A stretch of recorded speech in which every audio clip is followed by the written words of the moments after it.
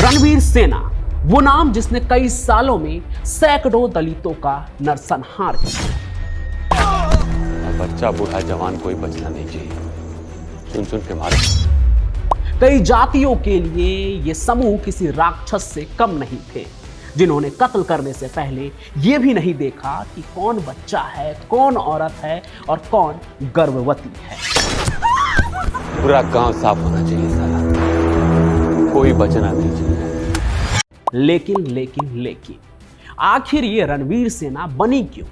क्या उन्हें लोगों को मारने में मजा आता था या फिर उनकी कोई मजबूरी थी?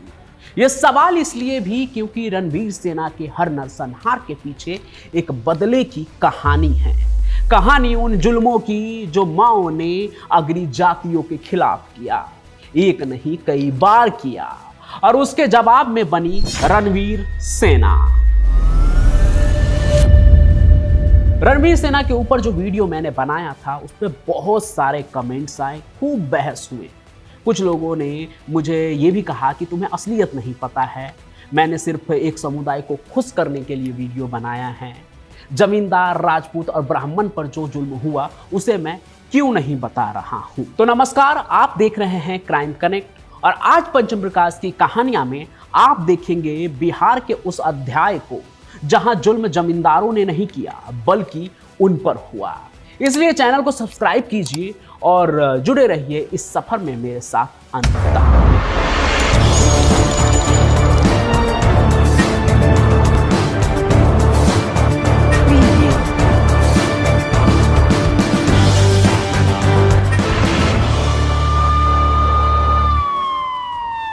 अमीर जिंदा है तो हर व्यक्ति रणवीर है।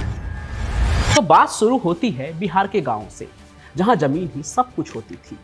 अंग्रेजों के जमाने में 1793 के अस्थायी बंदोबस्त ने एक नया वर्ग खड़ा कर दिया था, जमींदार।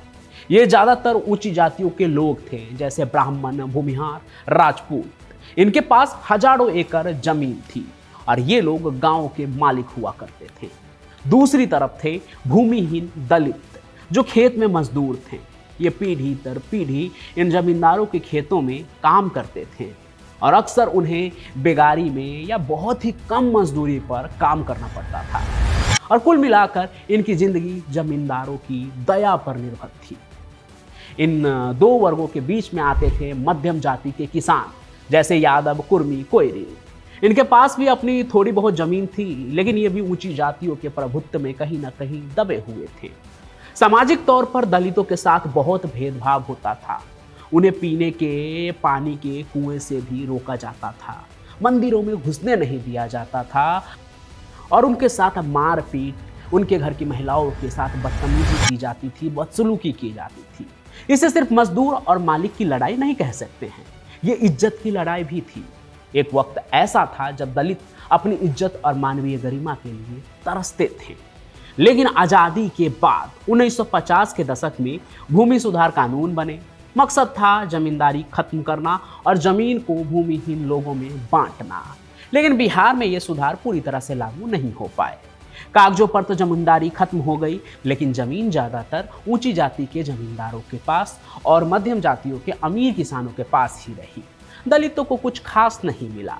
इससे उनकी निराशा और भी बढ़ गई। अब सोचिए, जब लोग सदियों से शोषित हो, उनकी कोई सुनने वाला ना हो, न्याय ना मिले तो क्या करेंगे? इसी माहौल में 1960 के दशक के अंत में बिहार में नक्सलवादी आंदोलन ने पैर पसारे। आंदोलन पश्चिम बंगाल के नक्सलवाड़ी गांव से शुरू हुआ था, जहां कहते हैं कि कम्युनिस्टों ने गरीबों को हथियार उठाने के लिए प्रेरित किया था। बिहार में भी सीपीआई, माले लिबरेशन और बाद में माओवादी कम्युनिस्ट सेंटर जैसे संगठन इस मुहिम में सामने आए। इन नक्सलियों का सीधा सीधा मकसद था बंदूक के दम पर जमीन का बंटवारा करना, खेत मजदूरों को उचित मजदूरी दिलवाना, सामाजिक शोषण का अंत करना और गांव में अमीरों का प्रभुत्व खत्म करना, और एक तरह से कहें तो बराबरी लाना। उन्होंने नारा दिया कि सत्ता बंदूक की नली से निकलती है। वे लोगों की अदालतें लगाते जहां जमींदारों के खिलाफ फैसले भी होते थे। उन्होंने दलित और भूमिहीन किसानों को संगठित करना शुरू किया और उन्हें बताया कि उनका शोषण क्यों हो रहा है और कैसे वे एकजुट होकर लड़ सकते हैं। अब बात आती है कि जमींदारों को आखिर रणवीर सेना बनाने की जरूरत क्यों पड़ी। वो इसलिए क्योंकि नक्सलवादियों ने जमींदारों के खिलाफ इस मुहिम में सिर्फ भाषण नहीं दिए थे, बल्कि उन्होंने कानून को अपने हाथ में लिया था। जो गलती जमींदारों ने किया वही अब नक्सलवादी भी कर रहे थे। नक्सलियों ने भूमिहीन किसानों को संगठित करके जमींदारों की उस जमीन पर जबरन कब्जा करना शुरू कर दिया, जो लैंड सेलिंग कानून के तहत जरूरत से ज्यादा थी और जो जमीन भूमिहीनों को मिलनी चाहिए थी।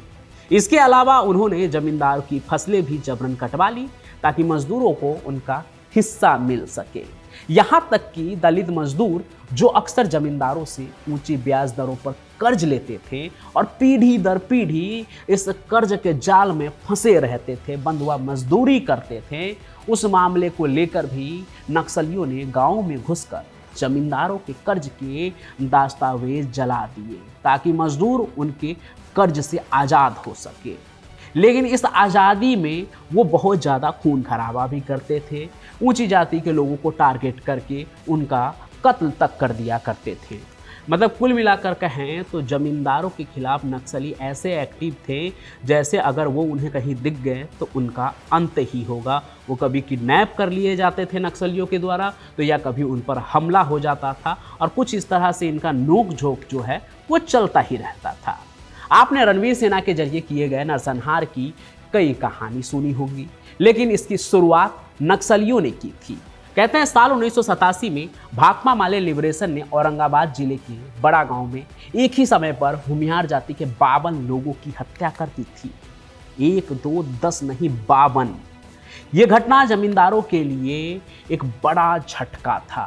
अब तक तो माओ के खिलाफ जमींदार के छोटे मोटे संघर्ष तो चलते ही रहते थे, लेकिन कहते हैं कि औरंगाबाद वाले नरसंहार को ही रणवीर सेना के गठन के पीछे सबसे बड़ी वजह मानी जाती है, क्योंकि ऐसी होती तमाम घटनाओं से जमींदार वर्ग हिल गया था कि कहीं से भी कोई आ रहा है और जमींदार को निशाना बना रहा है। बड़े जातियों के खिलाफ एक अलग ही मुहिम चल रही है, तो अब उन्हें भी अपने रक्षा के लिए कुछ करना पड़ेगा। उनकी ज़मीनें छीनी जा रही थी, उनकी सत्ता को चुनौती मिल रही थी और उनकी जान भी खतरे में थी। उन्हें लगा कि राज्य सरकार या पुलिस उनकी मदद नहीं कर रही है, या तो वो नक्सली से डरती है या उनके साथ मिली हुई है। उन्हें लगा कि उन्हें अपनी रक्षा अब खुद ही करनी होगी। इसी डर और सुरक्षा और गुस्से के माहौल में 1994 में रणवीर सेना का गठन हुआ। इसे भूमिहार जाति के जमींदारों ने बनाया था और इसका नेतृत्व ब्रह्मेश्वर मुखिया ने किया था। उनका मुख्यालय भोजपुर जिले में था और रणवीर सेना का मकसद साफ था, नक्सलियों का मुकाबला करना और अपने जाति के भूमिहार और खास करके अन्य ऊंची जातियों के जमींदारों की हितों की रक्षा करना और गांव में अपनी सत्ता और प्रभुत्व बनाए रखना, जिसे वो पीढ़ी दर पीढ़ी चलाए आ रहे हैं, फिर चाहे वो सरकार के कानून के तहत हो या खिलाफ, वो बस अपना प्रभुत्व बनाए रखना चाहते थे। अब देखिए, रणवीर सेना भी कोई साधारण गिरोह तो था नहीं। इसके बारे में आपने पिछले कहानी में बहुत ही डिटेल में समझा। खून बहाने में वो भी पीछे नहीं थे।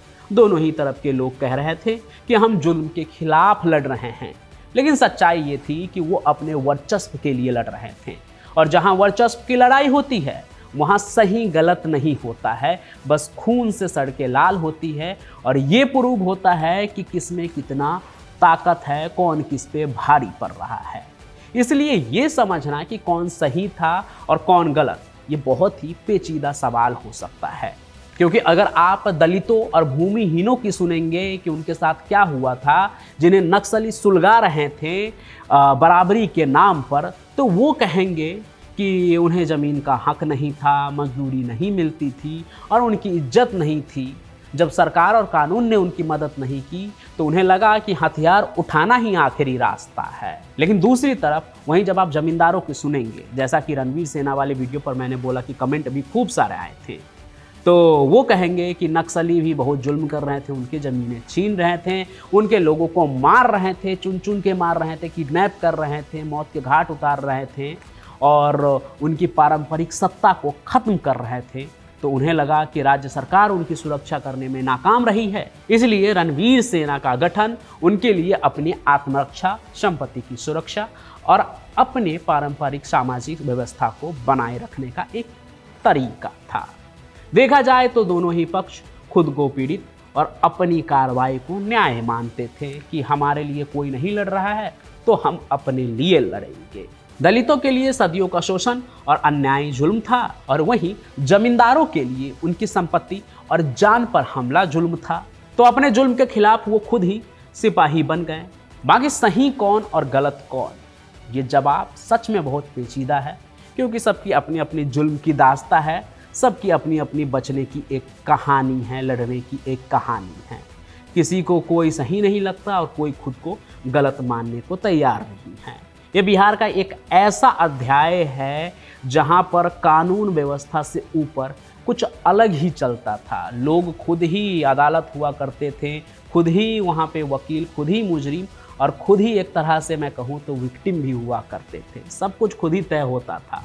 लेकिन जब कानून की लाठी चलने लगी सही तरीके से तो सब फिर शांत हो गए, क्योंकि आज की तारीख में बिहार में उस तरह के जातीय नरसंहार लगभग खत्म हो गए हैं। सरकार ने जुलाई 1995 में ही रणवीर सेना पर रोक लगा दिया था, प्रतिबंध लगा दिया और ब्रह्मेश्वर मुखिया की 2012 में हत्या कर दी गई, जिसके बाद उनका संगठन कमजोर पड़ गया। नक्सलियों की सक्रियता भी अब जो है पहले से कम हुई है।